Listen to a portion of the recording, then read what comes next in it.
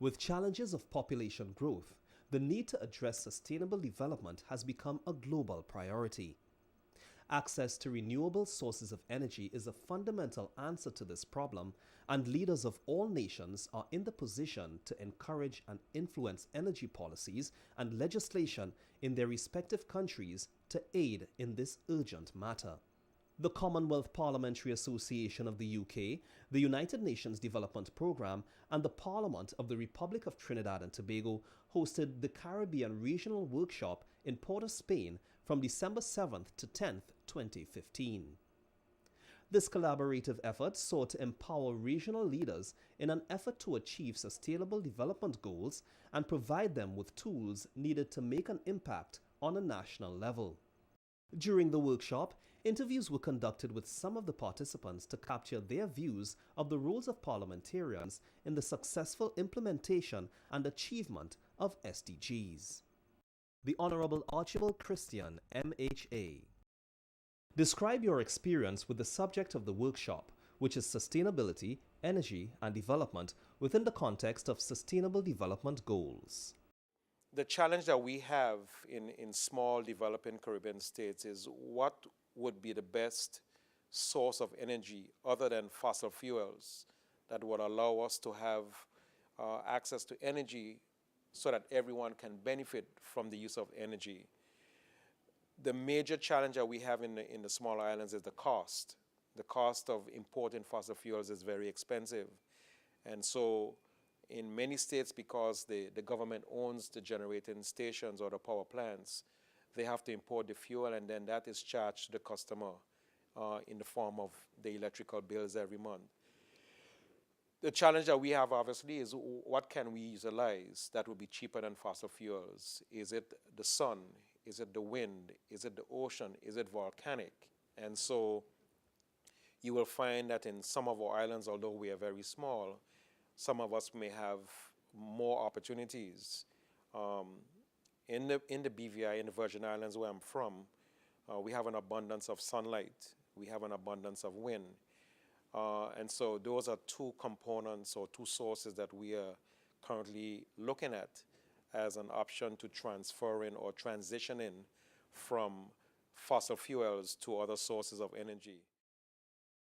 How do you envisage the role of parliamentarians with regard to the SDGs?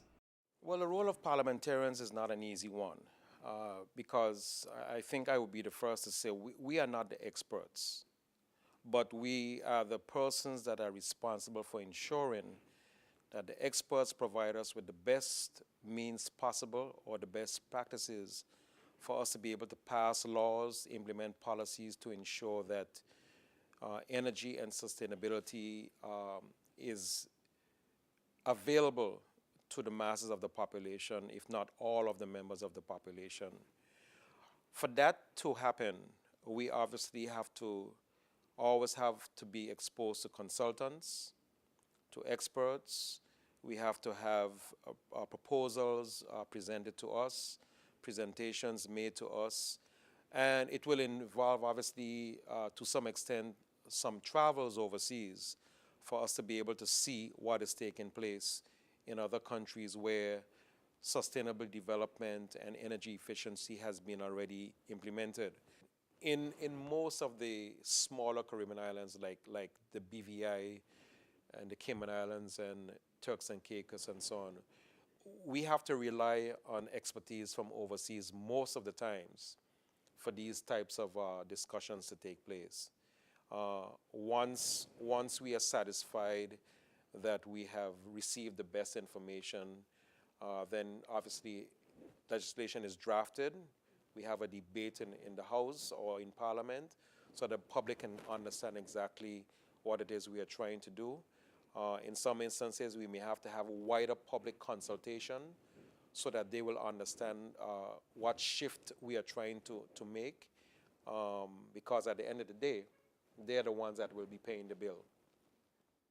What are the main opportunities and challenges the Caribbean currently faces in terms of energy and sustainable development?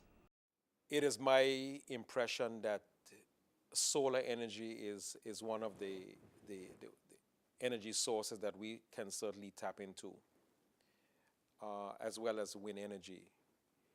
But at this conference, we were made to understand that, the solar technology is still expensive.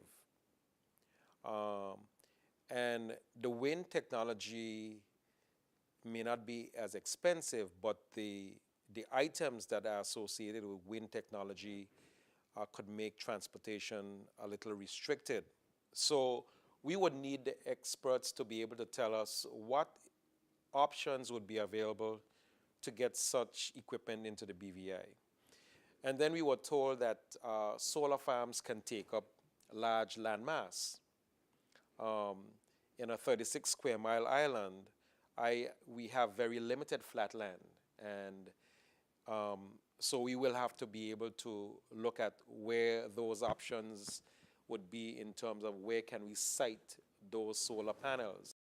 What I would be really trying to get from the experts is how available will they be to our government to ensure or to propose the best way to utilize the various sources of alternative energy that would be out there. That's what I'm looking forward to at the conclusion of the meeting today, so that when I go back home and we sit down and I discuss with my colleagues in caucus, we can eventually make a decision as to which direction we think we need to go in.